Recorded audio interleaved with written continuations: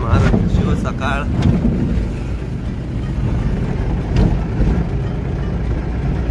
जय शिवराय. तर पाहिला असेल मग अशी टोल नाक्यावरती की 4 नंबरचा फास्टॅग. तिथे नेक्स्ट नंबर कोणता आहे मला तर माहित नाही आहे, बट 4 नंबरचा फास्टॅग आहे आपल्याकडे, ज्याचा रेट कमी असतो. मलाही थोडं डाऊट आला होता ह्या गोष्टीचा.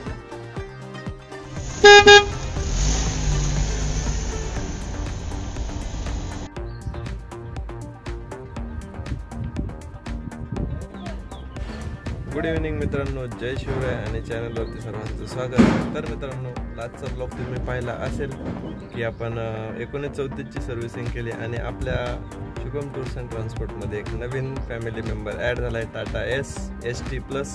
खूप छान अशी गाडी आहे. तर तुमचं भरभरून असं त्या गाडीवरती प्रेम म्हणजे शुभेच्छा भेटल्या, तर सर्वांचे मनापासून आभार.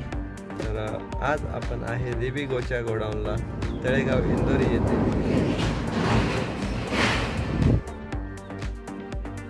समोरच लोडिंग अनलोडिंगची प्रोसेस चालू आहे आणि आपल्याला आजचं प्रायव्हेट कस्टमरचं बुकिंग भेटलं आहे, ते घेऊन जायचं आहे छत्रपती संभाजीनगरला.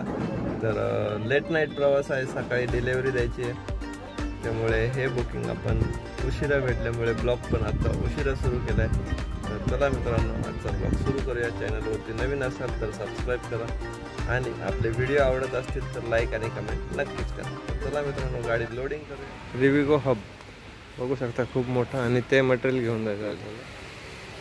ह्याच्यातले एवढं नाही आहे, फक्त ही वरची पेटी, ही साईडची पेटी आणि अशा अजून 2 पेट्या आहेत, एक त्याकडे आहे. झाली आपली गाडी लोडिंग आणि आपण आता पडतो बाहेर. तर हे खूप मोठं असं रिविगो महिंद्राचं हब बघू शकता आणि भरपूर अशा गाड्या आहेत तिथे. टोटल ऑल पुणे जेवढं पण सप्लाय होतं तर ते इथूनच होतं. मेन हब आहे त्यांचा, विजय लॉजिस्टिक प्रायव्हेट लिमिटेड म्हणून. तर चला, आपली गाडी झाली लोडिंग, निघूया बाहेर. आता आहे चाकण MIDC मध्ये आणि आपलं अंतर दाखवतं इथून जाफरा गेटला. जे लास्ट टाइम आपण एकदा गेलो होतो जाफर गेटचा, पण आपण तर तिथलंच मटेरियल आहे, त्याच ठिकाणी सोडायचं आहे आणि ते अंतर आहे इथून 230 किलोमीटर. तर 230 किलोमीटरला एक 5 ते 6 तास आपल्याला. चाकण चौकातलं ट्रॅफिक ऑलरेडी अर्धा पाऊण तास आपला ट्रॅफिकमध्ये गेला आहे आणि अजूनही आपल्याला पुढे भरपूर ट्रॅफिक आहे. 500 मीटर आहे चाकणचा चौक, त्या अलीकडेच आहे. एकदम स्लो मुव्हिंग ट्रॅफिक आहे, त्यामुळे थोडा टाइम लागतो. चाकण चौकामध्ये पोहोचलोय. कमीत कमी एक 10 ते 15 मिनिटं लागले असतील आपल्याला चाकणचं ट्रॅफिक क्रॉस करायला. रात्रीचे 8:30. तर भूक पण लागलेली आहे, त्यामुळे आता पुढे जाऊया आणि मस्तपैकी जेवायचा प्लॅनिंग करूया. तोपर्यंत तुम्ही आपले सबस्क्रायबर पण 1000च्या जवळ पोहोचलेले आहेत, तर लवकरात लवकर अजूनही सबस्क्राईब केलं नसेल तर चॅनलला सबस्क्राईब करा. तर चला, पोहोचूया एखाद्या चांगल्या ढाब्यावरती आणि जेवण उरकून घेऊया. समोरच दिसत असेल पारखे मामाचा ढाबा. तर थांबलो मित्रांनो जेवायला, जेवण उरकूया. या मित्रांनो जेवायला चिकन थाळी आणि 2 तंदूर रोट्या. चला जेवण सुरू करूया आणि आपला पुढचा प्रवास पण करायचा आहे.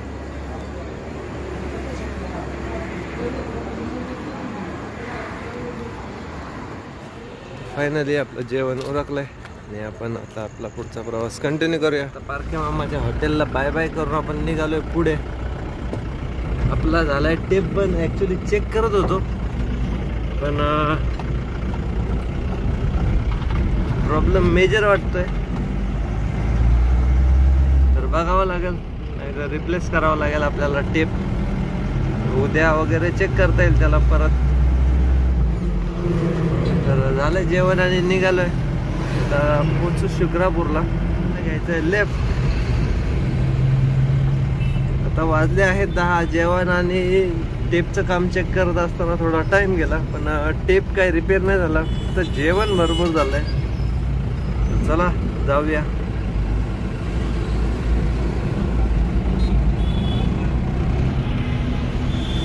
ऍक्च्युली आपण सीट भरत नाही रात्रीची, पण भरपूर असे पॅसेंजर इथं रात्रीचे थांबलेले असतात, जे अहमदनगर किंवा मग शिरूर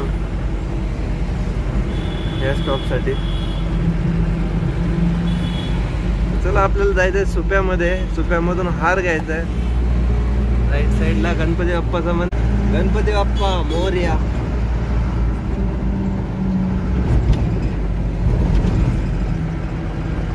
पाहून पहिलं डिझेल भरूया आणि मग टोल नाक्यावरती पोहोचूया.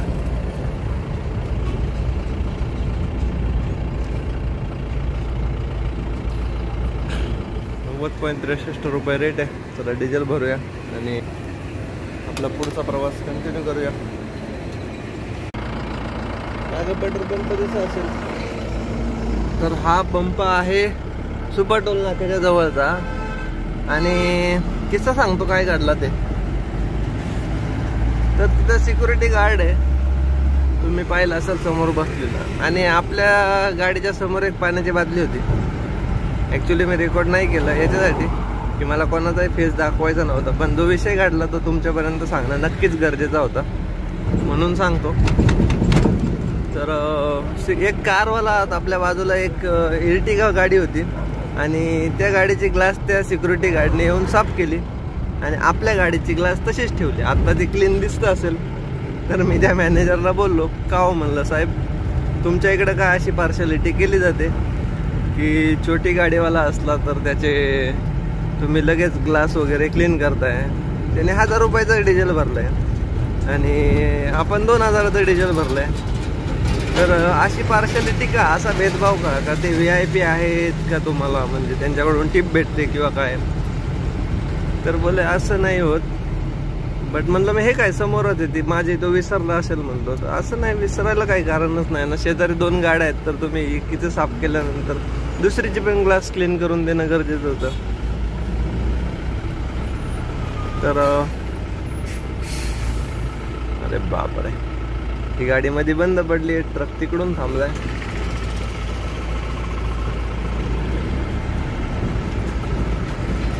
आपण इथं मधून घुसूया.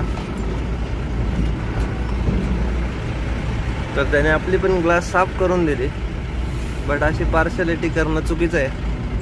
जर ट्रकवाला 30-35 हजार रुपये किंवा 25,000 रुपयाचं डिझेल भरत असेल तर तुम्ही तेवढाच रिस्पेक्ट द्यायला पाहिजे. जेव्हा तुम्ही ₹1000 गाडीवाल्याची ग्लास साफ करताय तर मोठ्या गाडीवाल्याची पण ग्लास साफ करून देणं गरजेचं आहे. नाहीतर कोणाचीच करू नका, कारण आपण आपल्या गाडीचे ग्लास ऑलरेडी क्लीन करत असतो. तर चला पोचलोय टोल नाक्यावरती.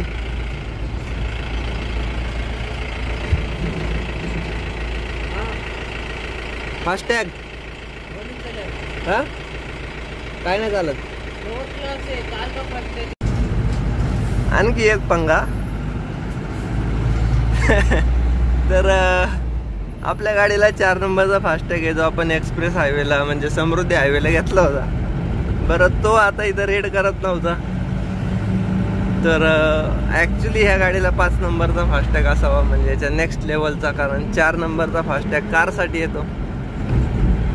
मग एखाद्या वेळेस आपल्याला परत एक फास्टॅग घ्यावा लागतो की काय असं मला तरी वाटतंय.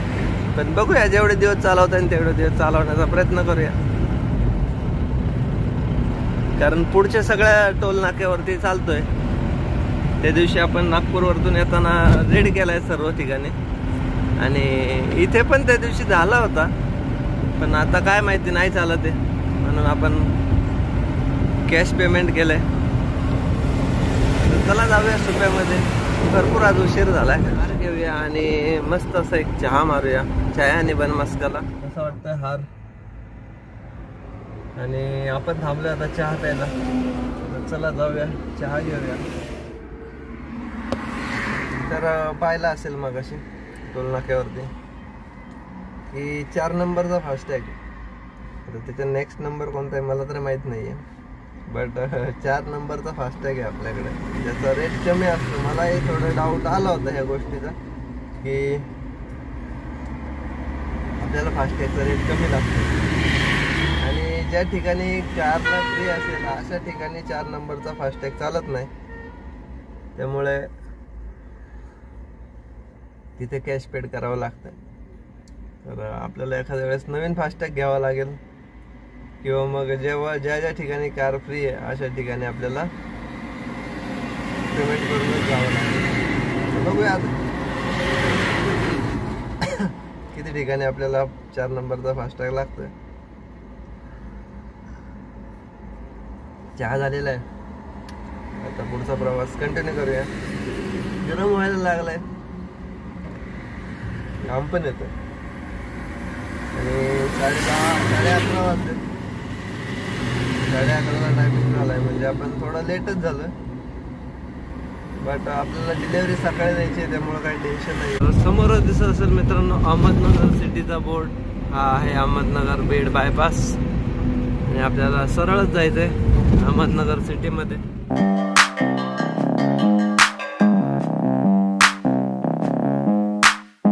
मित्रांनो समोरच इंडियन ऑइलचा पेट्रोल पंप दिसत असेल, गाड्या लागलेल्या आहेत आणि आपण पण थांबलोय. तर पेट्रोल पंपावरतीच आज आराम करूया कारण रात्रीचे वाजले आहेत 2.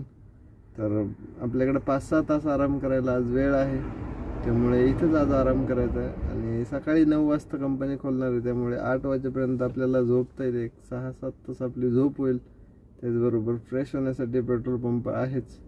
तर अशा प्रकारे गाडीमध्ये झोपण्याची सोय असते. अजून ॲक्च्युली गरम होत आहे त्यामुळे चादर वगैरेची गरज नाही आहे. फॅन चालू करता येईल, फॅन आहे त्यामुळे थंडी काही वाजणार नाही किंवा मच्छर पण त्रास देणार नाहीत.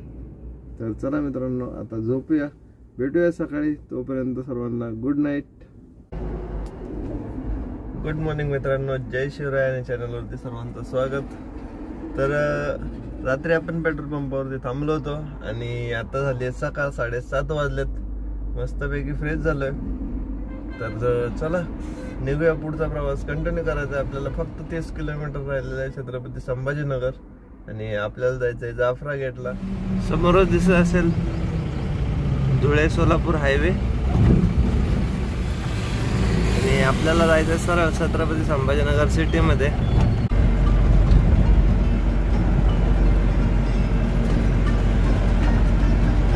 संभाजीनगरची आन बान शान, छत्रपती शिवाजी महाराज की जय. शिवस्मारक, शिवसकाळ.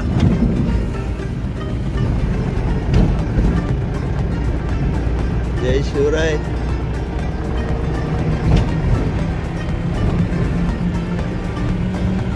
तर पोहोचलोय मित्रांनो फायनली आपण जाफर गेटला. इथेच आपल्याला लोकेशन दिलं होतं आणि समोरच दिसत असेल जाफर दरवाजा. तर हे आहे लोकेशन आपलं फायनल. तर चला थांबूया, वाट बघूया किती वेळ लागतोय बघूया. मागे कंपनी दिसत असेल ते आपल्याला गाडी खाली करायची आहे. बघूया, अजून लेबर आलेले नाही आहेत. लेबर आल्यानंतर गाडी खाली करूया. गाडी खाली व्हायचं काम चालू आहे. तर बघूया किती वेळ लागतोय.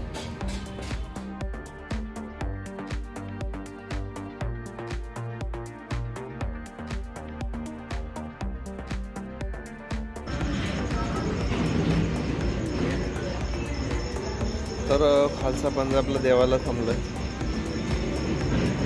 झाला असा सीन की आपण वाळूंजमध्ये थांबलो होतो आणि आपल्याला एक बुकिंग आलं होतं. ते होतं पनवेल मुंबईचं ट्रान्सपोर्टरचं बुकिंग होतं. नाव वगैरे काही सांगत नाही, पण बुकिंग आपण डन केलं आणि त्यानंतर आपण गाडी भरायला पोचलो एक 4 वाजता. आणि बुकिंग होतं फक्त 6,000 रुपयाचं, कारण हलकं मटेरियल होतं म्हणून. पण जेव्हा तिथं पोचलो त्यावेळेस ते मटेरियल टोटली ओव्हर हाईटचं होतं, म्हणून थोडी प्रॉब्लेम झाली. कारण ओव्हर हाईट 3 फूट होती, टोटल गाडी खोलायला लागत होती. म्हणून ते बुकिंग आपण कॅन्सल केलं आणि गाडी मोकळी करून आपण निघालो तिथून. तर त्यामध्ये पूर्ण दिवस खराब झाला आहे. चला जेवून घेऊया आणि निघूया पुढे घरी.